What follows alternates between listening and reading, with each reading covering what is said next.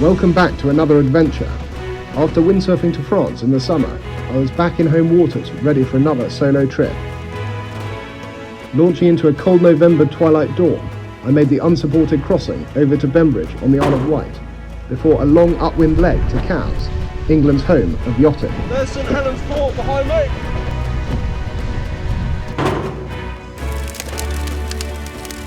After attempting to get warm in one of my favourite pubs, the course was then set back across the Solent to the mainland. Oh, this is nice!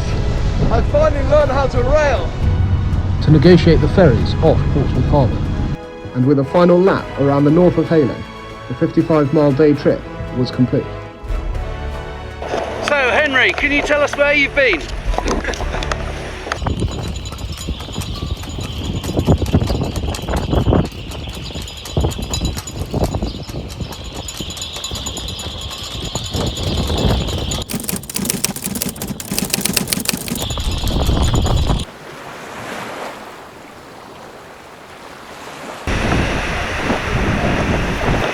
So this is my friend Henry Cartwright, windsurfing out to the Isle of Wight.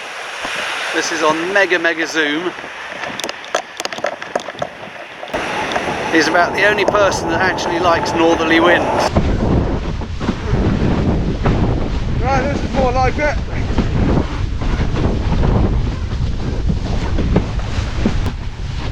Wow, look at that sky.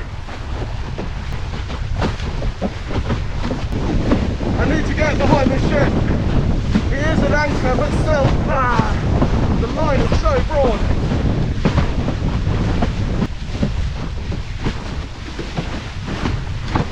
At this point, I was entering an area called New Grounds, which is used as an anchorage by tankers and container ships because of its shallow 8-metre depth and shelter being in the lee of the Isle of Wight.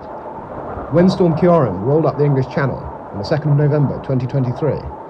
It was amazing to watch huge ships that are normally completely unchallenged by conditions in the English Channel run for cover from the prevailing southwesterly wind and head in huge numbers to the Bay of Seine and also New Grounds. It's sheltered for tankers, but still a pretty exposed place to be when you're windsurfing by yourself in late November. As they say, red sky in the morning, shepherd's warning. Or sailor's warning, I should say. So that's the Bembridge RNLI behind me, with the light behind, morning light. Beautiful, look at that. The Bembridge RNLI has launched to 76 shouts in the year 2023 alone. Right, we're off on our way to Cowes for lunch. As I go upwind here, I'm going to have a practice at railing. But it's where you tilt the board on the side to be able to cut that wind and get an angle closer to the wind.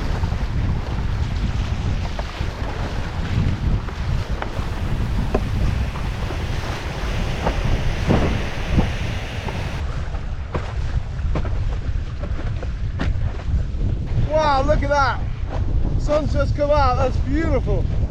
One of the big challenges with long distance windsurfing is to be totally psyched to make miracles happen, but also completely flexible to alter course or abort mission before or during the trip. I was heading to Cowes because the northerly wind seemed too light to go into the wind shadow south of the Isle of Wight. I should be able to get to Cowes from here. Maybe 1 or 2 more tacks. Fine. Quite a lot of ship traffic today.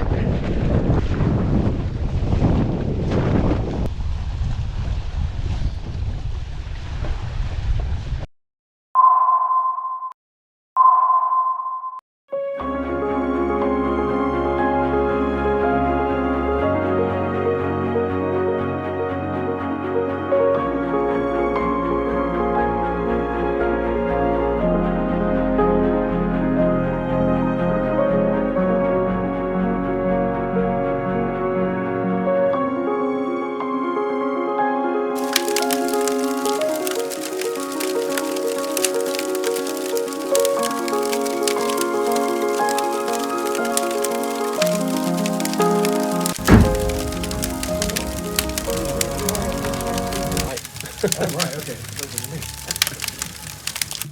Got this beautiful soup going on now. All is well.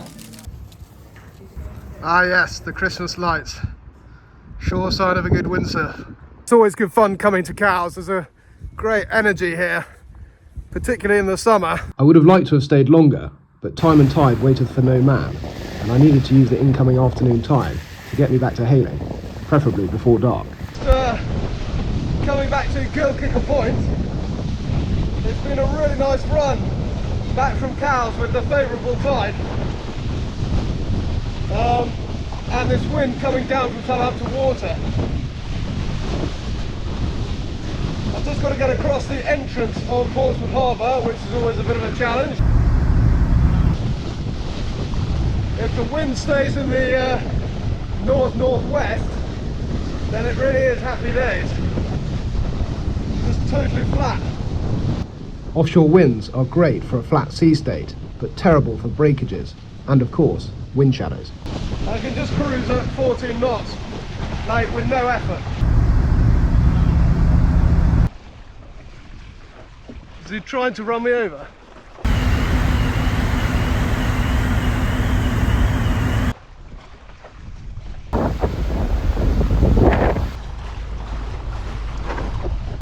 Because of the northerly wind, I was stuck in the wind shadow off the entrance of Portsmouth Harbour, which was a very uncomfortable place to be, with a high-speed hovercraft that does 40 knots, and the car ferries crossing back and forth at 15 knots. That is way too close.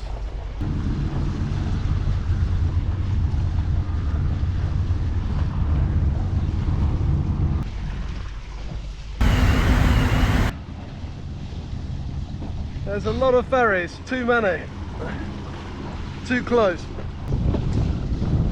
And actually, if you did watch my Windsurf to France videos, I said that the only cathedral that you can see from the sea is Chichester Cathedral.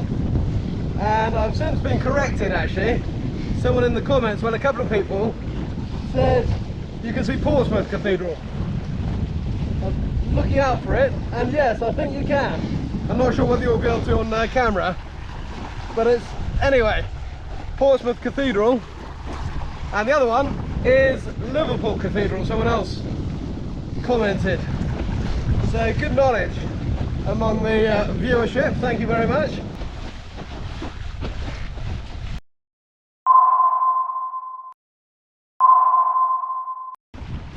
Okay, I'm going to do something that has terrible seamanship, and that is to just sail straight over the submerged wall. There's a wall that extends from Southsea all the way out to the fort. This wall was built in the Second World War to block German U-boats. Ruhe, ganz ruhig. Ich glaube, ich höre da etwas. Vergiss die englischen Schiffe, das muss ein Windsurfer sein. Los, Feuer frei. If I take the centreboard off, well, I can't blame anyone else, can I? Oh God, let's see. I can't see it. That's a plus. Am I through? Am I through? Whee! Got away with it. Not recommended.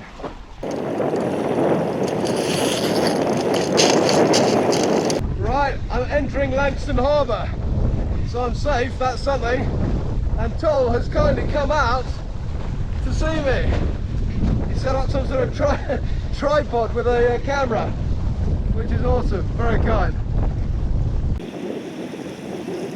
So this stretch of water is just 300 yards wide, 300 metres if you're European or metric.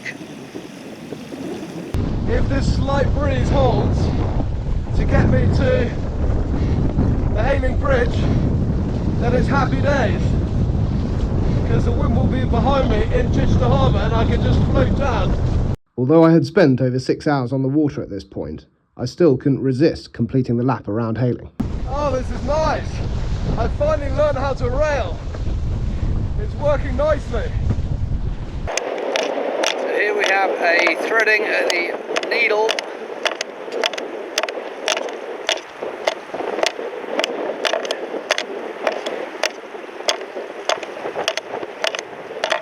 This is the Billy Trail Bridge.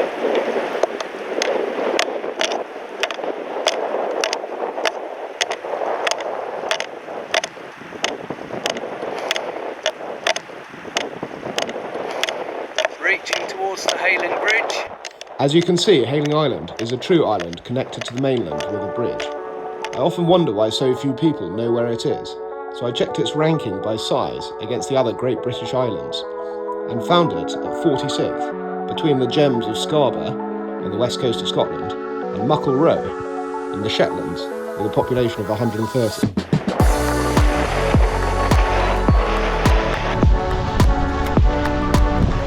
Home stretch, nearly there. Now in Chester Harbour, this is absolutely beautiful. The light is incredible with these clouds.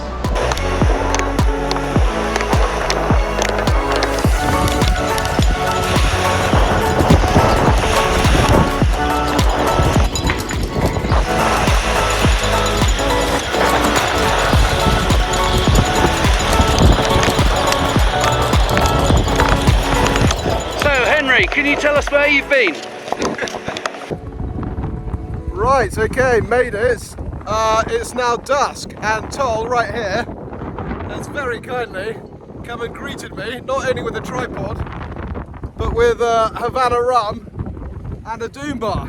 Just the ingredients for a recovery, I'm sure you'll agree. So that's it for another trip. Thank you to Christian for the brilliant German voiceover, and to Tol for filming. Just before you go, both Tol and I have Windsurf the English channel, and each of our videos are below in the description, so do check those out. Of course, subscribe to our channels, and I'll look forward to seeing you in the next mission over the horizon. And you've even been zapped by the paparazzi. Yes.